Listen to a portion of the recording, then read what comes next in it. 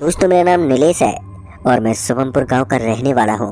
मैं आज आपको अपने साथ हुआ सालों पुराना एक किस्सा याद दिलाना चाहूँगा, जो मेरी ज़िंदगी का इकलौता डरावना सफ़र था। ये कहानी तब की है जब मैं एक कंपनी में काम करता था और उस कंपनी में तकरीबन 27 ट्रक ड्राइवर थे। वो सितंबर का महीना था जब अर्जेंट मुझे ऑफिस से कॉल आया था। तो पता चला कि डिलीवरी का समय हो गया है, लेकिन इस समय तो मैं अपने घर पर था और आज की हमारी छुट्टी भी थी। फिर अचानक इस तरह डिलीवरी का आना मुझे कुछ समझ में नहीं आया। तो मैंने डायरेक्ट अपने मालिक को फ़ोन किया, तो मालिक ने बताया कि कंपनी ने एक बड़ी डील की है और इस वक्त कुछ ट्रक ड्राइवर कॉल अटेंड नहीं कर पा रहे हैं। तो ऐसी स्थिति में मुझे ही पहले डिलीवरी लेकर निकलना होगा। वो क्या था कि बॉस मेरे खास थे और मेरा घर ऑफिस से बस थोड़ी ही दूरी पर था। जब बॉस ने मुझे डिलीवरी करने को कहा तो ना चाहते हुए भी मैं उन्हें मना नहीं कर पाया और फिर मैं अपनी बीवी को ये बताकर घर से निकल गया कि मुझे डिलीवरी करने जाना है। मुझे ठीक से तो याद नहीं है, लेकिन जब मैं अपने ट्रक लेकर निकला था तो शाम के 4:15 बज रहे थे और फिर मैं ऑफिस के बगल से सटा हुआ गोदाम में गया तो वहाँ कार के पार्ट्स थे जिनकी डिलीवरी बहुत ही संभल कर की जाती है। ऊपर से मुझे पता चला कि आज मेरा हेल्पर भी फ़ोन अटेंड नहीं कर पा रहा है, जिस वजह से मुझे अकेले ही ट्रक लेकर निकलना होगा। NH 86 भोपाल का वो रास्ता काफ़ी उजड़ा हुआ लग रहा था। खैर इस समय सूरज आसमान में था तो मैं बिना झिझके ट्रक को लेकर आगे निकलने लगा। करीब आधे घंटे के बाद ही अब शाम ढल चुकी थी। जहाँ मुझे कुछ देर पहले आसमान में सूरज दिख रहा था तो वहीं हल्के हल्के तारे मुझे टिमटिमाते हुए दिखने लगे। ऊपर से आते वक्त मैंने घर से खाना भी नहीं खाया था, तो मेरी आंखें किसी ढाबे की तलाश में इधर उधर भटकने लगी। बहुत देर तक मैं उस NH 86 पर चलता रहा, लेकिन अभी तक आसपास में कोई ढाबा नहीं दिखा। तभी मुझे सामने की तरफ एक बोर्ड दिखा। दरअसल वो बोर्ड ट्रक की हेडलाइट से चमक रहा था। तभी मैंने देखा कि उसके ऊपर लिखा हुआ था दौलतपुर ढाबा, जो कि अभी 3 किलोमीटर दूर था। तब जाकर मुझे चैन मिला, क्योंकि पेट में चूहों ने गदर मचा रखी थी, तो मेरे पेट में चूहे अब अपनी आखिरी सांसें गिन रहे थे। खैर थोड़ी देर के बाद मैं उस ढाबे के पास पहुंचा और ढाबा इतना ज़्यादा बड़ा तो नहीं था, लेकिन उस ढाबे के आजू बाजू में लोगों की चहलकदमी दिख रही थी। मैंने ट्रक को ज़रा साइड में रोका और फिर ट्रक से उतरकर उस ढाबे की ओर चल दिया। फिर भरपेट खाना खाने के बाद अब वक्त हो चला था वहाँ से वापस निकलने का। तभी मेरी मुलाकात वहाँ के एक आदमी से हुई। वो आदमी ट्रक के पास खड़ा होकर शायद मेरा ही इंतज़ार कर रहा था और फिर जब मैं उस आदमी के पास गया तो उसने बताया कि उसे आगे के गांव तक जाना है। मुझे ठीक से तो याद नहीं है, लेकिन उसने मुझे एक गांव का नाम बताया था। मुझे भी कोई दिक्कत नहीं थी। अच्छा ही था कि थोड़ी देर तक तो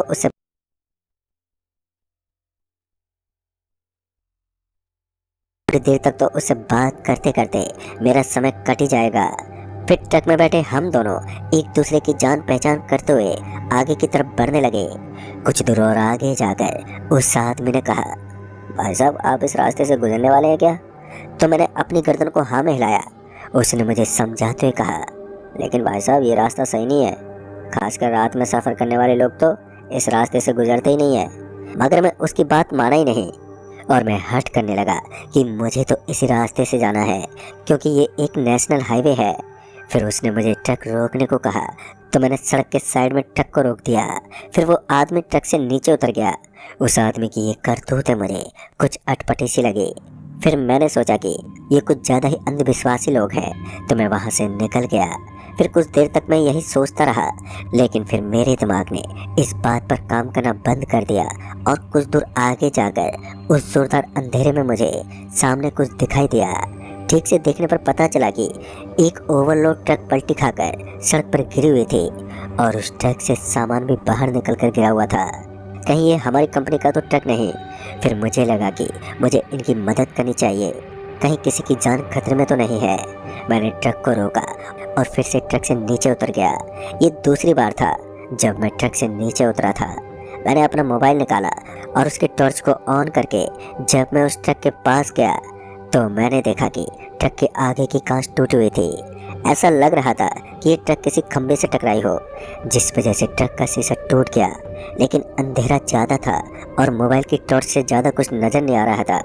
मैंने इस बात को शेयर करने के लिए अपने बॉस को फ़ोन मिलाया और उनसे बात की। बॉस ने ट्रक का नंबर प्लेट का नंबर पूछा तो मुझे उस ट्रक पर कोई नंबर ही नहीं दिखा। इस समय मैं हैरान था क्योंकि मुझे ट्रक पर कोई नंबर ही नहीं नज़र आया। अभी मेरे पैर के नीचे कुछ दब गया, जिस वजह से मुझे अपना पैर गीला गीला महसूस होने लगा।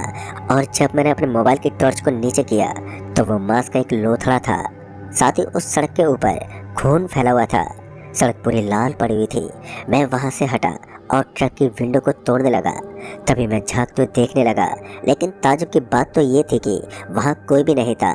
बगल में एक छोटा सा जंगल टाइप का कुछ नज़र आ रहा था। तो मुझे लगा कि जिसके साथ एक्सीडेंट हुआ है वो इस जंगल के अंदर टपक सकता है। तो मैं उस ट्रक की छत से कूद गया और नीचे जाकर उस जंगल की गहराइयों में देखने लगा। अभी भी मुझे कोई नज़र ही नहीं आया। फिर मैं थक हार कर वापस से सड़क पर चला गया तो मैंने देखा कि मुझे ट्रक के ऊपर कोई बैठा हुआ दिख रहा था, जिसके बाल खुले हुए थे। हालांकि ये कोई ट्रक ड्राइवर नहीं था, बल्कि दिखने में कोई स्त्री लग रही थी। उसने अपने सर को घुटनों में दे रखा था। तो मैंने हल्के से कहा, आप ठीक तो है ना? आपको ज़्यादा चोट तो नहीं लगी? तो उसने अपनी गर्दन को सहलाया और धीरे धीरे अपने चेहरे को उठाया। और जैसे मैंने उसके फेस को देखा तो मेरी सिट्टी बिट्टी ही गुल हो गई। मैं अंदर से पूरा कांप उठा, क्योंकि ये कोई इंसान नहीं था बल्कि एक शैतान था, जिसके लंबे लंबे बाल थे और उसका चेहरा कुचला हुआ था। मैं उसी दौरान अपने ट्रक की ओर भागा और कहीं ना कहीं ये एक छल था। अब की बार जब मैंने अपने ट्रक की फाटक को खोलने की कोशिश की तो वो खुला ही नहीं, मानो किसी ने उसे अंदर से लॉक कर दिया है। अपनी जान बचाने के लिए मैं पीछे के हिस्से में घुस गया। पिछले हिस्से में जहाँ बहुत सारा सामान रखा हुआ था तो मैं वहीं पर बैठ गया और तेज तेज सांस खींचने लगा। मुझे किसी के कदमों की आहट आ रही थी, मानो कोई इधर उधर मंडरा रहा है। फिर करीब 20 मिनट तक मैं ट्रक के पिछले हिस्से में बैठा रहा, लेकिन आखिर कब तक मैं इस तरह हाथ पर हाथ रखकर बैठ सकता था? मुझे बाहर तो निकलना ही था। मैंने फिर से उस पीछे वाले हिस्से को खोला और धीरे धीरे ट्रक से नीचे उतर गया। मैंने दूसरी साइड वाले दरवाजे को खोलने की कोशिश की तो वो बड़े आराम से खुल गया और फिर किसी तरह हिम्मत जुटाकर ट्रक में बैठा। जब मैंने ट्रक की हेडलाइट ऑन की तो मेरी आंखें फटी की फटी रह गईं। जहां सामने मुझे एक ट्रक पलटी खाकर पड़ा नजर आ रहा था तो अब नज़ारा एकदम साफ था। मुझे अपने सामने की तरफ ना ही तो कोई ट्रक दिखाई दे रहा था और ना ही कोई खून का धब्बा। मैं सोच में पड़ गया और तभी मुझे एक हॉर्न की आवाज़ आई। आवाज़ मेरे पीछे से आ रही थी तो मैंने जब अपने पीछे पलट कर देखा तो एक गाड़ी काफ़ी स्पीड से मेरे ट्रक के बहुत ज़्यादा करीब से गुजर गई। वो गाड़ी इतनी ज़्यादा स्पीड में थी कि पल भर के लिए मैं भी उस कार को ठीक से नहीं देख पाया। इस सड़क के प्रति मेरे मन में अभी भी काफ़ी सवाल थे। अभी भी मेरे मन में भय सवार था, लेकिन मैंने ट्रक की स्पीड बढ़ा दी। किसी तरह मैं कुछ जगह से तो निकल गया, लेकिन वहाँ एक लंबा चौड़ा टेंट जैसा लगा हुआ था और उसके नीचे मुझे एक ट्रक खड़ा हुआ दिखाई दिया। पहले तो मैंने ध्यान ही नहीं दिया और स्पीड से आगे निकल गया, लेकिन फिर मेरी ट्रक का एक पहिया गड्ढे में गिरा और पहिया गड्ढे में गिरने की वजह से अचानक ही किसी चीज़ के टूटने की आवाज़ आई। उस आवाज़ को सुनकर मेरे दिल की धड़कनें बढ़ने लगी, कहीं डिलीवरी में टूट फूट ना हो जाए, जिस वजह से ना चाहते हुए भी मुझे एक बार फिर गाड़ी को रोकना ही पड़ा। इस बीच एक गाड़ी फिर से मेरे करीब से काफ़ी स्पीड से निकल गई। इस बार गाड़ी का एक हिस्सा जोर से टकरा गया। जहां ट्रक को हिलना तक नहीं चाहिए था तो ट्रक बहुत धीरे धीरे एकदम पलटी खा गई। पलटी खाने की वजह से मेरा सामान भी उथल पुथल हो गया। मुझे कुछ समझ ही नहीं आ रहा था तो मैंने अपने मालिक को फ़ोन किया और सारी बात बताने की कोशिश करने लगा, लेकिन आज किस्मत ही ख़राब थी जो फ़ोन में नेटवर्क भी नहीं था। मैं बार बार फ़ोन मिलाने की कोशिश करता रहा, लेकिन सामने की ओर से मुझे कोई आवाज़ ही नहीं आती। मैं हताश होकर वहीं पर बैठ गया क्योंकि मैं काफ़ी थक चुका था। और तभी जाकर मेरे फ़ोन की घंटी बजी और जब मैंने अपने फ़ोन की तरफ देखा तो मैंने पाया कि फ़ोन पर कोई अननोन नंबर था।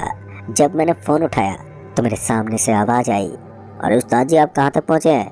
फिर मैंने सामने की साइड से बोलने वाले आदमी को पहले तो पूरी बात बताई और फिर मैंने बताया कि मैं एक चौराहे पर हूँ। फ़ोन पर बात कर रहे उस आदमी ने कहा, अभी आप आधे घंटे तक वहीं रुकिए और जब आपको कोई बुलाने की कोशिश करे तो उसके पीछे मत जाना। इतना कहते ही फ़ोन डिस्कनेक्ट हो गया। मुझे एक बात का बार बार भय लग रहा था कि कहीं कोई गाड़ी फिर से जोरदार स्पीड में ना आ जाए और मुझे कुचल ना दे। इसलिए मैं थोड़ा सड़क से नीचे उतर गया और सही जगह देखकर वहीं बैठ गया जहां से मुझे कोई देख ना सके। लेकिन दूसरी ओर मुझे डर था कि कहीं ट्रक का सामान चोरी ना हो जाए, इसलिए मैं गाड़ी पर ही नजर गड़ाए बैठा था।